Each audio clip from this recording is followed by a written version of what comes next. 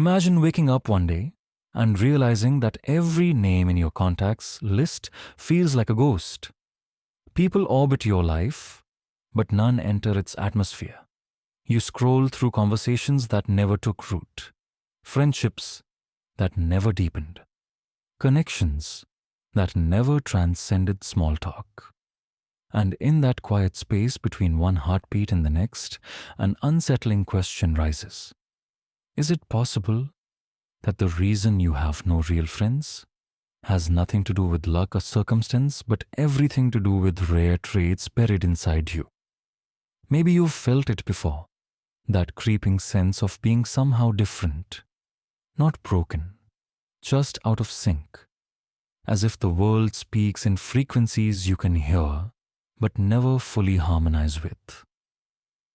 And maybe, for years, you've believed that friendships fail because people are shallow, distracted, or distant. But what if the truth is far more uncomfortable? What if the reason you struggle isn't because something is wrong with you, but because something uncommon is operating within you? Traits so subtle, so powerful, and so misunderstood that even you haven't recognized them. Pause for a moment and let that thought settle. What if the traits you carry make you difficult to read, hard to access, or even intimidating without you ever intending it? What if psychologists like Carl Jung were right? What if the unconscious personality patterns that shape your inner world are the same ones keeping people at arm's length? Maybe you've asked yourself privately, why is it so easy for others? Why do friendships for them form naturally, like gravity, while mine feel like impossible architecture? But what if gravity has always been on your side, only pulling in a direction you never noticed? Consider this. Human beings are wired to seek comfort, familiarity, and predictability. But rare psychological traits like intense introspection, hyper-awareness, emotional depth, uncanny perceptiveness, or an instinctive aversion to superficiality can disrupt that predictable flow. They create friction. They unsettle people. They challenge the unconscious scripts of social interaction. People say they want honesty, depth, and authenticity. But do they really? How many people can handle a mirror that reflects not their best version but their real one? How many can sit in silence without feeling threatened? How many can tolerate someone who sees through them without trying? If you've ever felt that people pull away without knowing why, if your presence seems to reveal more than they want to see, if conversations feel fragile because you sense the emotional undercurrents others ignore, then it's possible you're living with traits that are rare, powerful, and deeply misunderstood. But here's the paradox. These traits, while isolating, are also the very qualities people secretly crave in a friend. Depth, awareness, loyalty, insight, authenticity. Yet the same traits that attract also intimidate, repel, or overwhelm. It's like holding a lantern that is brighter than most people are used to. They like the warmth from afar, but up close, the light reveals things they'd rather keep hidden. So the great question emerges. What if the real reason you have no close friends is not because you lack something, but because you possess something rare? What is something that society does not teach people how to connect with? Something that makes you fundamentally different, not worse, not better, just different from the majority? And if that's true, what does that mean for your relationships? What does it mean for the way you've interpreted loneliness? What does it mean for the future you're building? You may have believed your loneliness is a sign of weakness or failure. But what if it is instead a sign of psychological depth or even evolution that demands a different kind of connection than the world around you knows how to offer. As you stand on the threshold of that possibility, another question presses forward, sharper this time. What are these rare traits? Why do they emerge in some people and not others? And why are they so often invisible, even to the person who carries them? You sense there is something hidden beneath your social struggles, something deeper than the usual advice about putting yourself out there or being more open. Something ancient, psychological, and profoundly human. But to uncover the real reason, to understand why these traits shape your friendships, you first have to explore the hidden problem beneath them, the roots, the psychology, the shadows Jung believed we spend our whole lives avoiding. And that is where the journey continues. You've felt the loneliness. You've sensed the distance, but none of it truly made sense until you begin to see the hidden architecture beneath your personality, the blueprint you never consciously drafted, but somehow live by every day. And here is the uncomfortable truth that begins to emerge.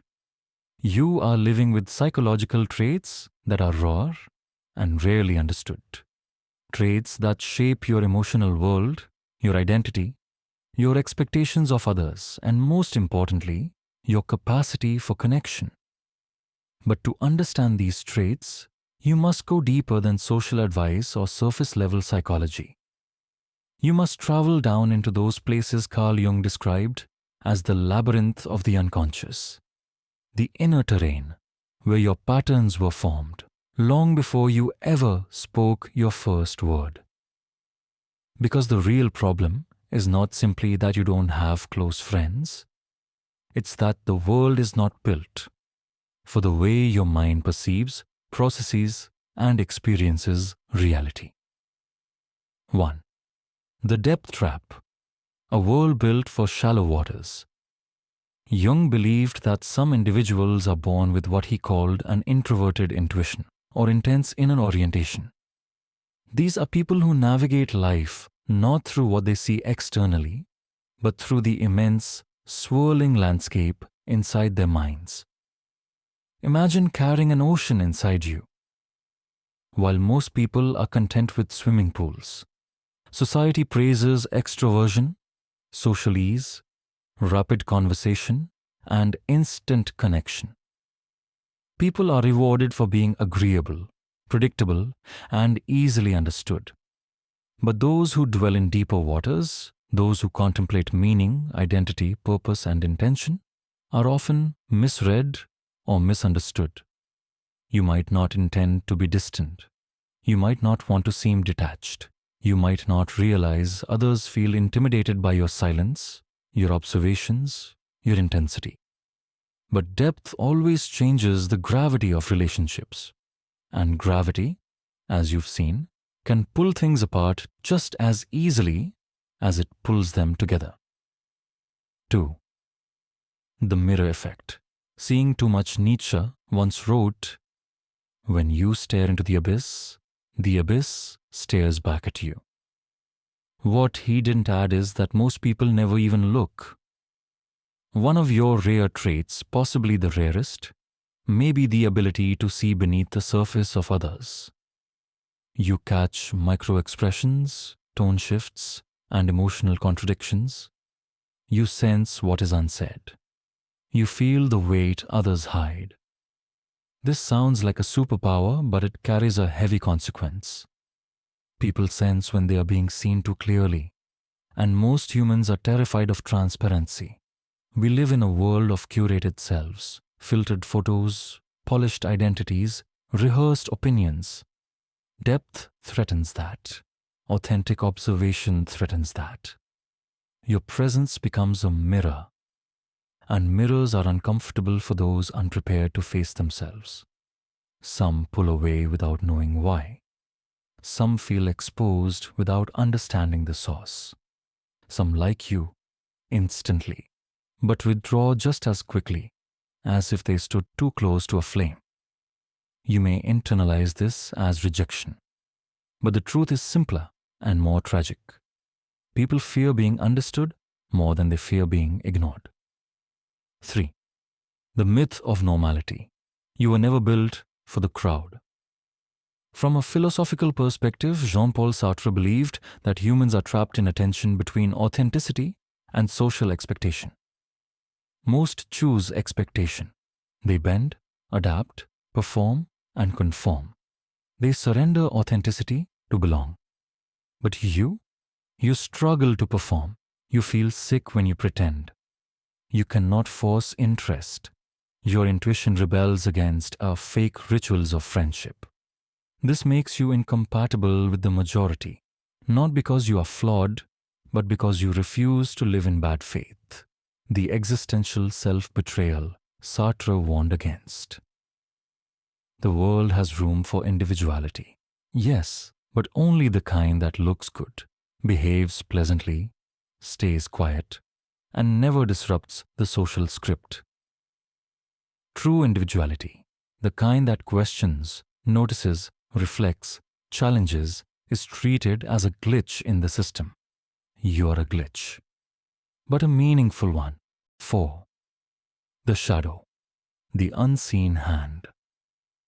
Guiding your connections. Jung spoke of the shadow, the unacknowledged parts of ourselves that operate silently beneath our awareness. And here lies the heart of the hidden problem. Your friendships have always been shaped by your shadow. Maybe your shadow carries a fear of vulnerability, learned in childhood, a distrust of shallow people, a worldview shaped by early rejection, a belief that a deep connection is rare, a tendency to retreat into introspection, a suspicion that most friendships are temporary. These beliefs may not be conscious, but they quietly govern your behavior. You hesitate before reaching out. You second-guess sincerity. You withdraw when something feels off. You choose solitude because it feels safer. You survive by staying unseen. Your shadow protects you, yes, but it also isolates you. You cannot see it, yet it shapes your life. 5. Emotional rarity. The world doesn't speak your language. Arthur Schopenhauer believed that humanity is divided by what he called degrees of consciousness, levels of introspective depth.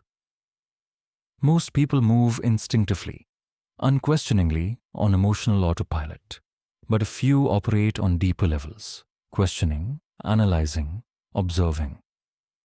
To those people, loneliness is not just a lack of company, it is a lack of resonance. You are not missing friends, you are missing people who speak your emotional dialect. Most individuals want companionship, not depth. Validation, not introspection. Comfort, not challenge. Entertainment, not evolution.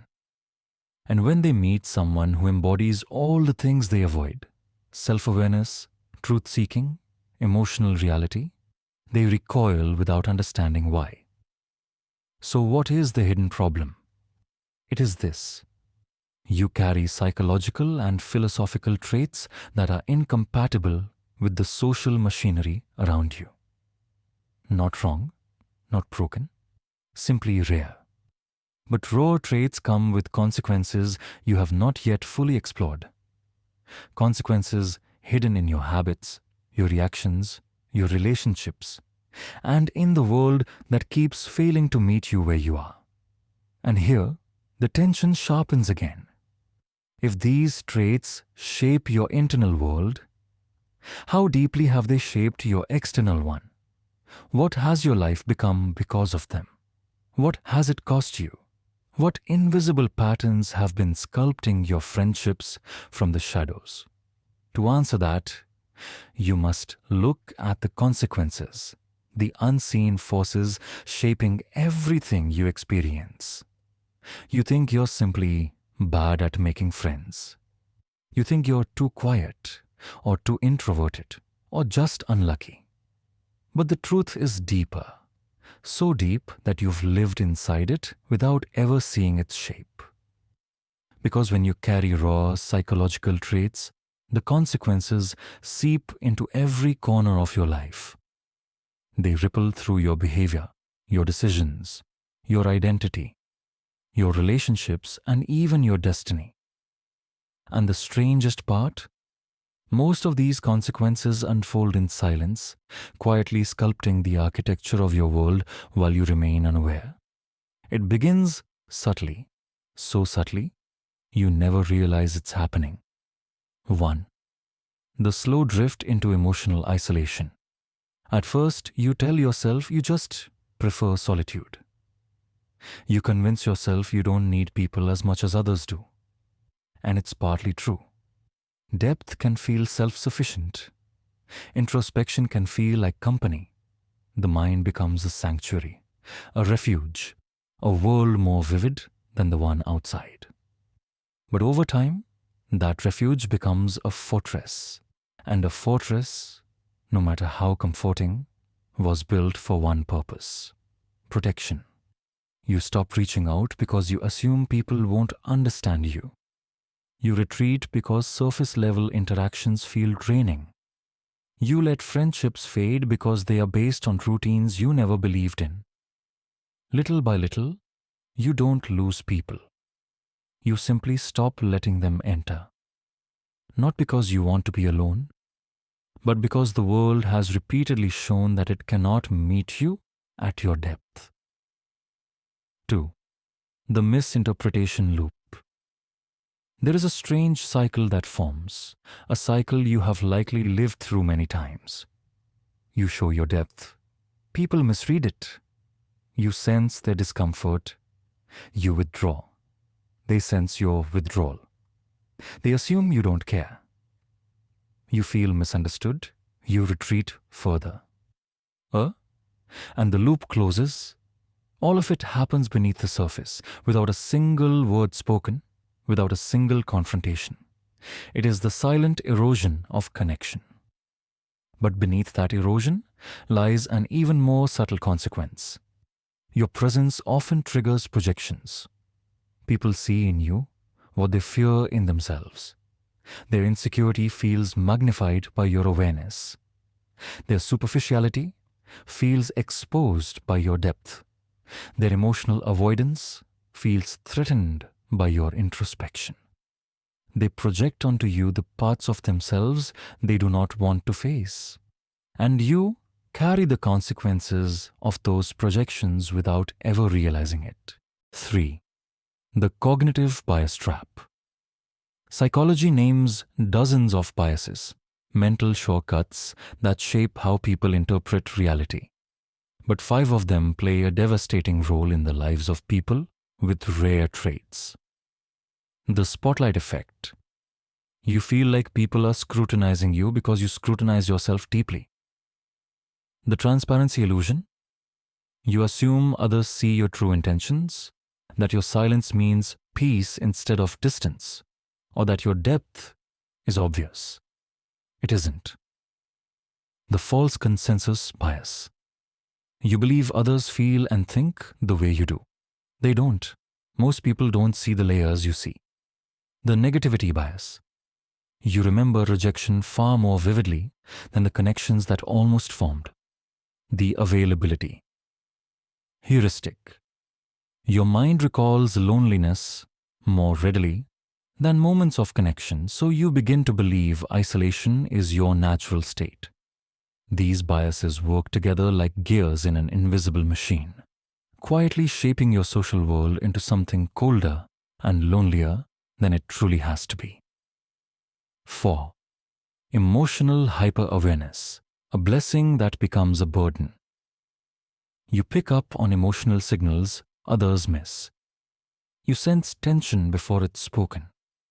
You detect lies, insincerity, manipulation, and discomfort. This hyper-awareness helps you avoid harmful people, but it also means you never fully relax around anyone. You're always reading the room, always scanning energy, always anticipating emotional shifts.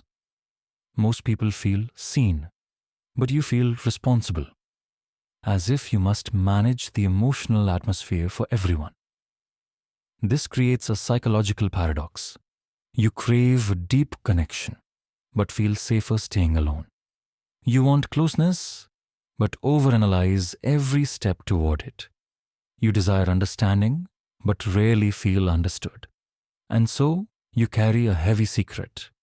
You are lonely, not because you lack social skills, but because your emotional radar is too sensitive for the chaotic noise of ordinary relationships. 5. The identity distortion. The absence of deep friendships begins to reshape the way you see yourself. You start asking the wrong questions. What's wrong with me? Why don't people like me? Am I too much? Am I not enough? Loneliness becomes self-definition instead of circumstance. And when a trait becomes identity, it becomes destiny. You build narratives around your loneliness. I'm the quiet one. I'm the outsider. I'm the observer, not the participant. I understand people, but they don't understand me. These beliefs harden like cement. And once they harden, you move through life seeing only evidence that confirms them. 6. The invisible wall between you and the world. This is one of the most painful consequences of all. People think you don't need them, not because you said it, not because you act superior, but because your independence looks like emotional distance. Your silence looks like disinterest. Your introspection looks like aloofness. Your depth looks like unapproachability. Your standards look like rejection. You become misinterpreted into isolation. Meanwhile, you're simply waiting for someone who can meet you at your level. And now, something heavy emerges from the shadows. Your loneliness is not accidental, it is architectural. It is the direct outcome of traits that are both powerful and misunderstood. And until you see these consequences clearly, you will remain a prisoner of them. But awareness is the first crack in the wall. Once you see the architecture, you can challenge it. Once you understand the patterns, you can break them. Once you recognize the invisible consequences, you can rebel against them. And that rebellion, that shift, that psychological revolution, this is where you begin to reclaim your life. There comes a moment when the walls stop protecting you and start suffocating you. When silence no longer feels peaceful, only heavy. When solitude stops being a sanctuary and becomes a slow erosion of your spirit. You feel it. Deep down, you know it. This isn't who you are meant to be forever. Your traits may be rare. Your depth may be uncommon. Your mind may move through the world on currents others can't follow. But none of that condemns you to a life without meaningful connection. Because the same traits that have isolated you, these are the same traits that can become your greatest sources of connection if you learn how to wield them. Breaking free is not about becoming more normal, social, or relatable. It is not about dimming your light or diluting your truth. It is about understanding the power you carry and using it consciously instead of unconsciously letting it shape your life. This rebellion is internal, psychological, philosophical, and deeply personal, and it begins with a shift, a radical one. 1. Rewriting your narrative. Identity before behavior. Most advice starts with behavior. Talk more. Be more open. Go out and meet people. But behavior follows identity. And your identity has been quietly shaped by years of misinterpretation and misunderstanding. To rebel, you must first dismantle the story you've been telling yourself. I am someone people don't connect with. I am too deep for others. I am hard to understand. I am destined to be alone. These aren't truths. They're scripts written by old wounds, past disappointments, cognitive biases, and emotional defenses. Rewrite the script, not with false positivity, but with factual truth. I am selective, not unwanted. I need depth, not quantity. My sensitivity is a gift, not a flaw. I am capable of connection. I simply require the right frequency. Identity defines expectation. Expectation defines behavior. Behavior defines outcome. Change the identity, and everything else begins to shift. 2. Learning the art of safe revelation. One of your rarest traits is depth. But here's the paradox. Depth has to be revealed slowly. Otherwise, it overwhelms people. Not because they are shallow, but because they aren't used to being seen that clearly. Think of deep water. People don't dive into the ocean on the first try. They start with the shoreline. You don't have to hide your depth. You merely have to pace its revelation. Show curiosity before intensity, presence before analysis, warmth before insight, humanity before philosophy. Let people arrive at your depth instead of thrusting them into it. This isn't manipulation. It's emotional pacing, something most socially skilled people do instinctively. The goal is not to become less deep. The goal is to let people adapt to the temperature of your world. 3. Redefining standards. From impossible to intentional. You haven't failed to find close friends. You've simply used the wrong criteria.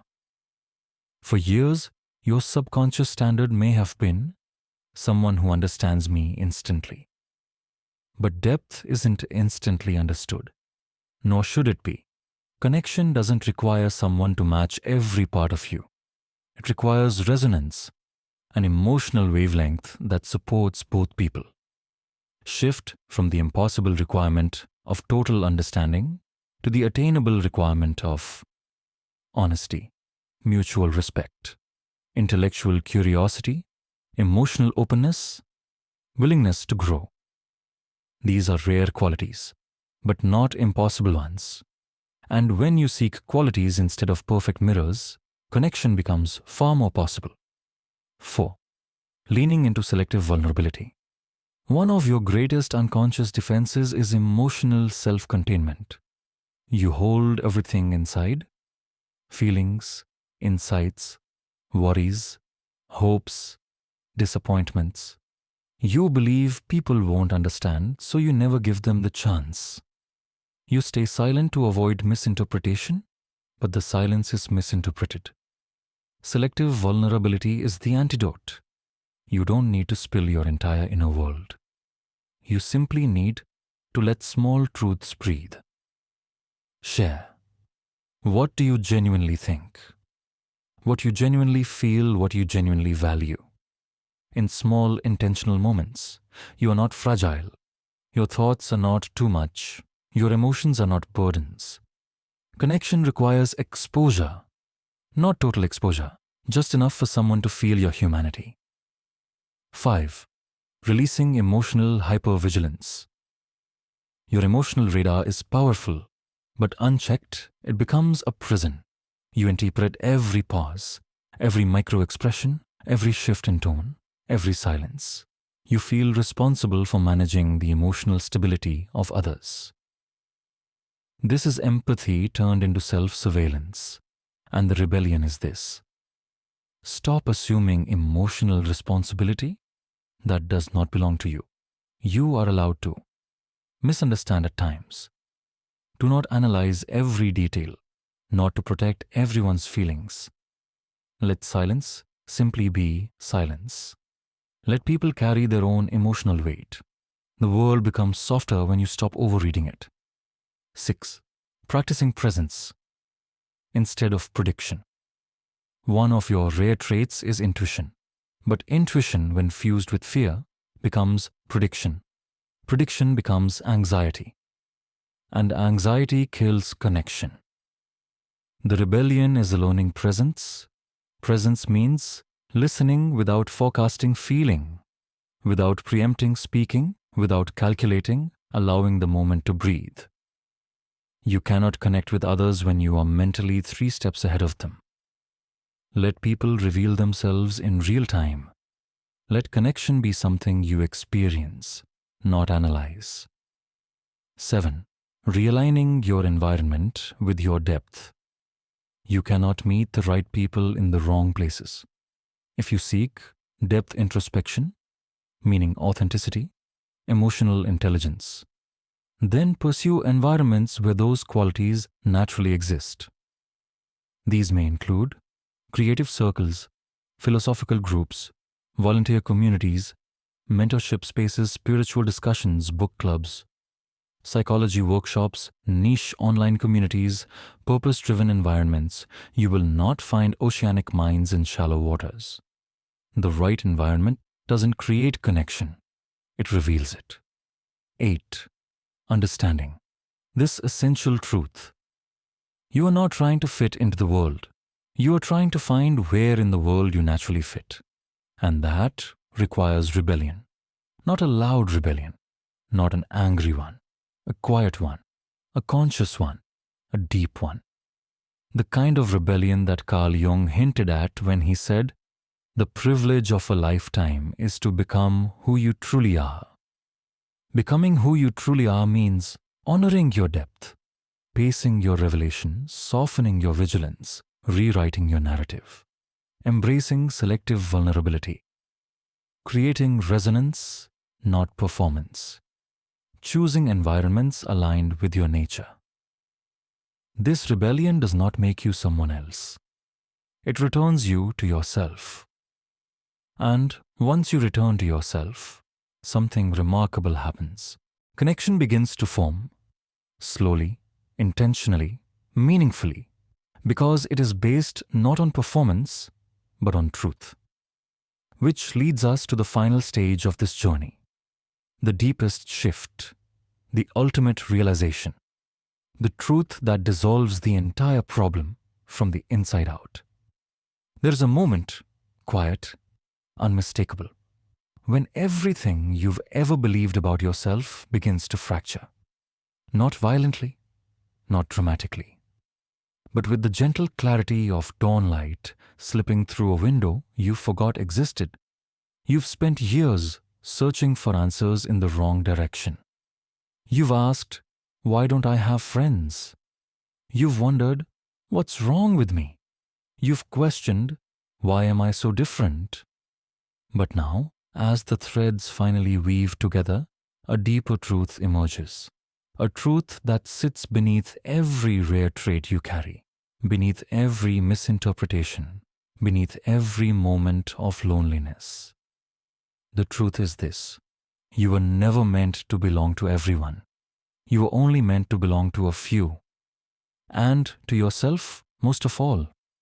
It sounds simple, but it rewrites your entire perception of connection, identity, and loneliness. For so long, you believed friendship was a numbers game. More friends equals more belonging, more social proof, more normality. But quantity has never been your language. It never could be. Your traits, your intuition, depth, self-awareness, emotional sensitivity, and introspective nature were designed for quality, not quantity. And here is the ultimate realization that shatters the foundation of your loneliness. 1. You are not friendless. You are undermet. There's a difference between having no friends and never having met the kind of people capable of seeing you. Your entire life, you have been surrounded by individuals who operate on different emotional bandwidths, different levels of consciousness, and different layers of awareness. You keep trying to explain yourself to people who don't even speak the same language of experience that you do. You are not friendless. You are waiting for resonance. And resonance is rare. Not because you are rare, but because authenticity itself is rare in the modern world. 2. You are not too much. Your environment was too small. Think of it this way. A candle is bright in the darkness, but sunlight makes it disappear. Depth works the same way. In environments built on superficiality, distraction, ego, performance, and social scripts, you fade, not because you are dim, but because the space is too shallow to contain you. Your traits feel like too much only in the wrong environments. In the right ones, they become strengths. Your emotional insight becomes a compass. Your introspection becomes wisdom. Your authenticity becomes magnetic. Your intuition becomes guidance. Your depth becomes stability. Your sensitivity becomes emotional intelligence. You don't need to shrink. You need to relocate your mind into spaces where your truth is welcome. 3. Loneliness was never a condition. It was a signal. You thought loneliness meant something was broken. But loneliness is not a symptom of deficiency. It is a message. Loneliness is the psyche's way of saying, you are living beneath your emotional potential. You have not yet met your people. You have not yet met yourself. Loneliness is the tension between who you pretend to be and who you are capable of becoming. It is the hunger for resonance, depth, and truth in a world that encourages the opposite. Loneliness is not your enemy. It is your guide, pointing you toward the kind of life where you will finally feel seen. 4. You don't need many people. You need the right ones. This realization changes everything. You do not need a large circle. You do not need constant social activity. You do not need endless acquaintances. You do not need to surround yourself with noise. You need one person who listens without judgment, one soul who appreciates your depth, one mind that understands your silence, one heart that meets you where you truly are. Even one such person can change the architecture of your entire emotional life. You've been conditioned to believe more is better. But for someone like you, better is better. 5. Your rare traits are not the problem. They are the path. You are not struggling because you are flawed. You are struggling because you are evolving. Rare traits don't fit easily into common structures. They require time, space, and alignment to fully unfold. Consider this. People like Jung were misunderstood in their time. Nietzsche was isolated for most of his life. Frankl turned suffering into meaning. Huxley saw truth before others recognized its shape. Depth often precedes belonging. Self-awareness often precedes connection. Inner evolution often precedes outer resonance. Your traits are not obstacles. They are markers of potential. They are the map and the journey. 6. The real reason you have no friends is the most liberating truth of all. Here it is. The truth your psyche has been circling, the truth your experiences have been hinting at, the truth your loneliness has been whispering. You have no friends, not because you are unworthy, but because your soul refuses to settle for connections that do not match its depth.